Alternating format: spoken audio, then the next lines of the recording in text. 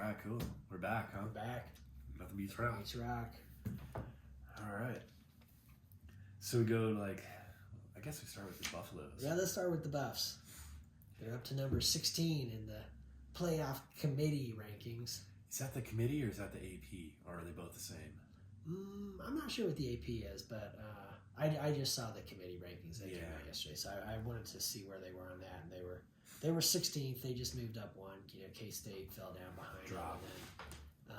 And then, Tennessee and BYU, or was it? Yeah, BYU. Tennessee lost, right? Yeah, Tennessee lost to Georgia. Yeah, so those two stayed in front of them, but it doesn't really matter. They win their games. Yeah, if they beat Kansas, they're gonna be in there. They win the last game. I forget who they play. Oklahoma State. Yep. And then they win both of those games and they play in the Big 12 championship. Now here's what's crazy. Okay, this weekend Arizona State and BYU play, and I'm pretty sure that game is at Arizona State. And Arizona State has quietly underneath it all. Yeah, they are just one game back. If they beat BYU, the CU wins out. It's going to be CU and Arizona State playing in that Big 12 championship game, and not BYU. Right. And Arizona State is now up to number 21. Yeah. And how would that be for BYU to just be running out in front all season long and then just give it all back in the last 2 weeks? It's a long season. Yeah, exactly. So, yeah, Arizona State, they have surprised a few people. Yeah. And Kansas, that's CU plays Kansas. CU against Kansas. Tough team. They were picked to finish second in the Big 12 at the beginning of all of it. Were they really? They had a nice season last year, but they haven't been as successful. Yeah. They've been in close games, but they just haven't come out on top enough. Well, they took out Iowa State, and they took out BYU. They beat somebody else big. Yeah, they beat Kansas State. They beat BYU. They gave K-State a close game, but they did beat BYU. They beat BYU this last week. So the Buffs, they'll have their hands full. Yeah, but they had that nice victory over Utah. 49-24. They're tied for first in the Big 12. And what's funny is they won by 25, and it was kind of sloppy. They turned the ball over 3 times, but they got 4 turnovers. Right.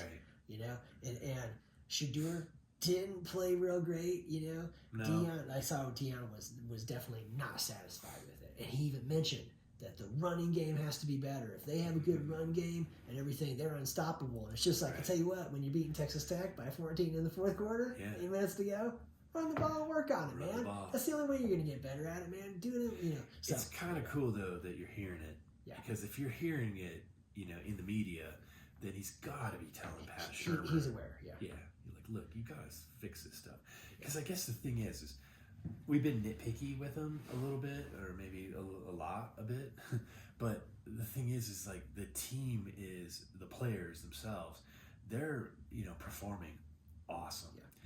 Yeah. And the weak link is coaching, especially on the offense and special teams. On the offense, it's and it's like you don't want to come this far this season, compared to last year and the year before, and blow it because of coaching. Yeah. Especially for the players, because they have definitely done everything that we expected and some. And to have the coaching be the weak link. Yeah, you don't want to see. We don't want to see a game where you're up by 14 in the fourth quarter and you're still throwing the football. And because of it, you let the other team back in the game, and all of a sudden you end up on the short end of it. You end up losing because you could have put that game away, but you screwed that up. One thing that I think is kind of interesting, we've always had that philosophy of that you have, a slew of receivers who are basically able to run up and down that field all day and wear out those defensive backs. I would do that. I would have guys that were like second string, third string, fourth string, whatever it was, and they're just all run them exactly. All we're gonna, you're gonna basically play with these 2 main corners and everything, and we're gonna bomb them with these 8 receivers. So that dude's gonna have to run 4 times for every 1 time that our guy goes. Right. And everything. And I will give Shurmur just a little credit. It seems like they got a little bit of that coming on. A little bit. Because they got a bunch of receivers, and they're hanging 49 points on a team, and they're turning the ball over 3 times, and they're not happy with how the offense played, and they score 49 points. Right. So on the scoreboard, it looks awesome, but when you break it down, there's room for improvement. There's so much room for improvement. Yeah. Time management, there's room for improvement. Yeah. Running the ball. The offensive line has done pretty well. Like over the past few weeks, they're not They like seem to improve with they're not a experience. glaring weakness. It'd almost be anymore. best for the Buffs if they get in the playoff to not be one of the top 4 seeds. Oh, To absolutely. be like, yeah, if you're one of the top 4 seeds, you get a bye. You They- guys don't want to buy. No, You they want to keep don't. playing. Hell no, they don't want to buy. They need to be that underdog. Like, we don't believe in you. Yeah. Nobody believes in you, and they can kind of rally around that. You know, that kind of fits into Deion Sanders' us against the world sort of a thing, and it works. So yeah, if they make it because they win out, then yeah, they'll be one of the lower seeds, I believe. Right. Because I don't know. Yeah, I think they're Boise guaranteed State to get in. Boise State will be like that number 4. You know what I mean? That will Right. be the Big Ten champion, the SEC champion, ACC champion. Those would be kind of the top 3, and Right. then I think Boise Yeah. State would be in front, and they would be like the 4 seed. And Probably just because of their overall record. yeah. And And, I like Boise State. I just have one thing to say about it with Boise State. Bottom line is, they are not playing the same competition every week. No, And so definitely basically, and you know what? I'm going to say it too about the SEC. They're all, all our teams should be up there. You only play 8 conference games. Alabama Right. played Mercer, Right. this last week. I'm sorry, but like only 8 conference games. That You means there's one game on there right now in the middle that you guys are playing where you have no chance of getting beaten. Right. And for Boise State, it's not just whether or not you win or lose the games. It's the physical toll that it takes playing Right. teams that are at that That level. are stacked. And when you're That are playing, just as good or better than you in Yeah. every position. yeah, even if that team is a mid-pack SEC, mid-pack ACC, Big 12 or yeah. Big 10, that team is going to take a physical toll on you, and it's like that's just not the same what they're facing in the Mountain West. No, They're I mean, not look facing at- teams like that. Look So at Oklahoma. yeah. Oklahoma has just been a juggernaut forever, and in the SEC, they're just Yeah, lost. they're having a hard time this year. Boise State is not playing Oklahoma every Right. week. So I'd say this. I think if Boise State's a 4 seed, they go down the first game. They will get beaten their first game in it, and Maybe. I will be. They could be fresh I will because be they happy haven't to been see it beaten up. happen. They've got The thing is, an incredible. the run thing is, game. it looks to me like if you're a 4 seed or something, you could be playing Ohio State in the first game. Yeah, right. And I I'm mean- thinking, I'm sorry, Boise State. I don't think you're coming out. on No, top I of that don't one. think they would either. But if you're only going to have Wait a 12 teams, maybe one of them doesn't deserve to be there, but the other ones do. I mean, Right. you're going to have 12 solid. It's where when teams. we're talking about 4 conferences with like 16 to 20 Oh, teams yeah. in a different situation to this, so that they're all playing each other. I hate what the SEC is doing. Like this week, No, I don't- looked don't at like Tennessee, and I think maybe it was Georgia, or maybe it was Mississippi. Some of them, they're playing like UTEP and some teams where you're like, trying okay, to stack the deck. yeah, it's weak. Like, you know what? You guys are already a huge conference. You're hugely successful. You don't need 12 teams, out of the SEC to make the playoffs. And I would just say I think that the committee should penalize them a bit for being like, you're taking on a cream puff in the middle of the season and yeah. everything. You're only playing 8 conference games. That does not work in your favor. You're still going to get a bunch of teams in. It's still strong, but Yeah. there's going to be a penalty for this a bit. Just have a bye week. Yeah, Just really. take a bye week. Don't beat the crap out of Yeah. some like small program. Yeah. It's not. All right, so CU Kansas. CU Kansas. It's you gonna know? be tough. They are playing this game at Arrowhead. Yeah, I heard that. They said it during the NFL game like the week before because they said that because the Chiefs were at home. They said that next week it was going to be college. So Yeah. that's a big deal. Yeah. And it's not too far from Kansas. What is it? Less than an hour from Lawrence. Oh yeah. Yeah, so it's- Lawrence and Kansas City are close. Yeah, I mean Close it's there, still pretty much a home game. Yeah. Like it's not like it's like a neutral field. It's pretty cool. But yeah, for the And, the and size. think like the thought of it, yeah, like 70,000 people and everything, like it'll be Yeah. it'll be packed. like when they used to do the Pretty Rocky cool. Mountain Showdown, they did that in Mile High. Yeah, Mile High, yeah. And they'd fill that place. Yeah. You get 70,000 fans. Yeah. It's pretty cool. So this is pretty cool, and like we said, KU, they beat BYU last week. Yeah. They're definitely a good team. I see CU is only favored by 2.5. Yeah. They shouldn't look at that as being favored. I would go in there thinking that like we're underdogs. Yeah. Because I don't want them to overlook them at all because they shouldn't. Because right now they've got 8 wins, which is just absolutely remarkable. They Big improvement. yeah, because we said We were thinking 7 would be awesome. Well, we said last year they're 4-8. Wouldn't it be awesome if they could flip that and be 8-4? Yeah. Well, they're guaranteed to be 8-4 now. Yeah. And they still have a chance to go 10-2. Yeah. So they should do everything possible. And I think the players, that's the thing. I don't worry about the players. Like, because you look at the coaching breakdowns on the weeks during the buys and after the buys. Right. That's coaching not getting their players ready. Yeah. And the players finally waking up and realizing that we're in a real football game, 30 minutes into the game. Yeah, and then once they kind of get the kinks out, then all of a sudden their talent level just takes over. Right. And, And I don't feel that there's that same talent level in the offensive coaching where they can just kind of show up and just all of a sudden it comes out. Right.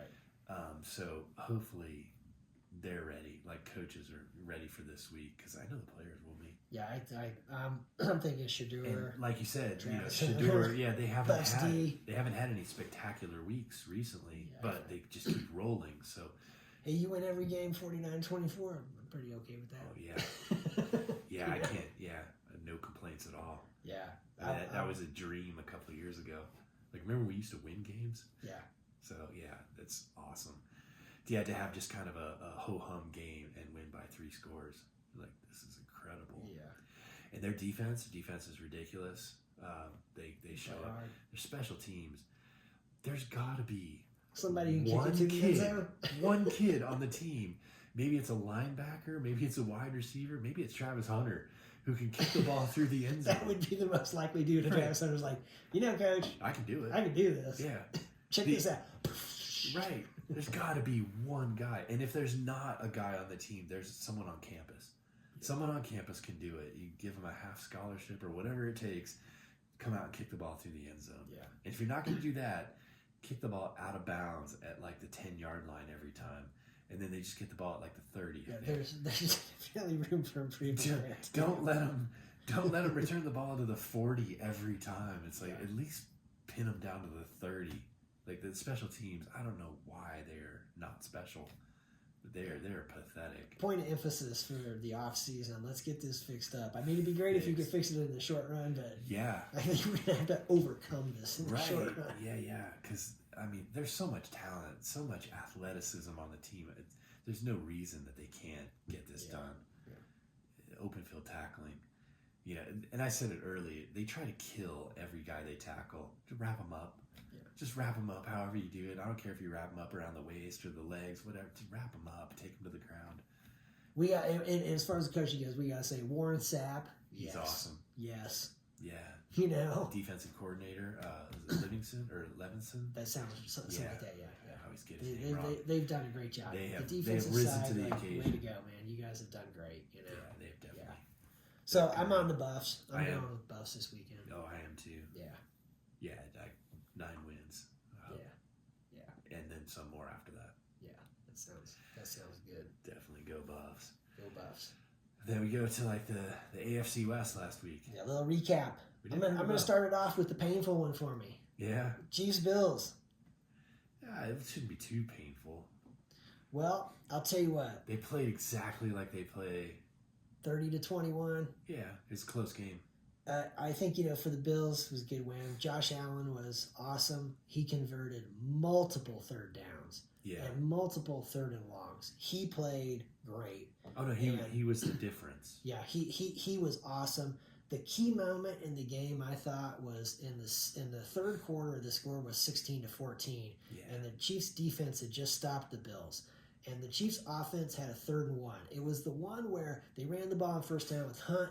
Second down, Kelsey caught the ball, and it was where he reached it out, and they marked him short. It was a bad spot. He did not get the first down, but he was about a half a yard short. Right. They marked it a full yard short. And it drives me nuts to see the terrible stuff with the officials and everything like that. But then the next play is what bugs the crap out of me and everything. The Chiefs, they line up, and this is where, I'm just going to say it, this is where Mahomes is not at the Peyton Manning, Tom Brady level. Okay, right. He does not freaking see the defense, realize what they're doing, and know our play is going right where all their guys are. There's no way we're picking up a yard there. We got audible out of this and go to a different one. And so, so he sticks with the play. They get stuffed and they don't get the yard. And I'm just thinking this play was huge because you guys really needed to move the football and everything and get some points to prevent the Bills from going up by 2 scores. Right. And they didn't. And it's like, dude, it's 3rd and 1. Come on. Josh Allen is converting these 8, 9-yard plays and 12 yards on 3rd down. And so that one really bothered me. And I'm not a Matt Nagy fan, and I had to look it up. Okay, here it is.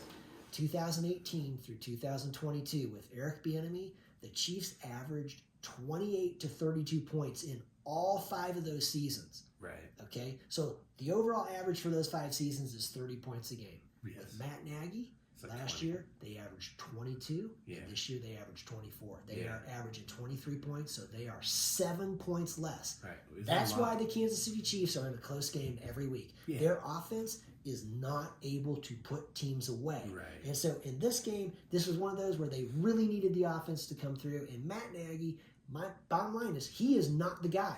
When he was the offensive coordinator back when Alex Smith was there, now I'm starting to think, you know what? If you'd had an offensive coordinator who actually wasn't so conservative and actually did some stuff, maybe Alex Smith would have been winning some Super Bowls too. Maybe he could have gotten some stuff done, and everything, because they made playoffs then, but they would always get beaten and everything. Right. And I'm just, I'm just not a Matt Nagy fan. And overall, Eric Bieniemy was the offensive coordinator in 18 through 22 when they had that going on. And I know people, he's a hard ass when he was at Washington and all this stuff and everything. It's like, I'll tell you what, man, I'll sure as hell take those 7 points a game more. And that's a huge difference. And so we'll get to this a little bit later, but that 7 points less is huge. They couldn't stop the Raiders at the end of the game. The pressure on the defense is enormous. Right.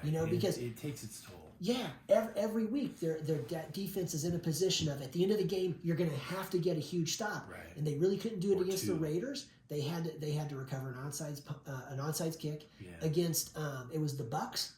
They couldn't stop them. The game went to overtime. Yeah. Okay. Against the Broncos, they got lucky. They didn't stop them. Broncos got down there and everything. Like, sorry, but they're not going to be blocking field goals all the time to win games. That was That was very fortunate for them. The Broncos outplayed them, and they outplayed him down the stretch. Maybe not the whole game, but they blocked that kick. So yeah, I mean, but like I'm saying, that last drive where the Chiefs needed to get the stop, they couldn't, And in this game against the Bills, they needed to get the stop at the end against Josh Allen. They couldn't do it. And you know what? Time of possession was so lopsided. It's like that defense is on the field the whole time because that offense isn't converting 3rd and 1, man. Right.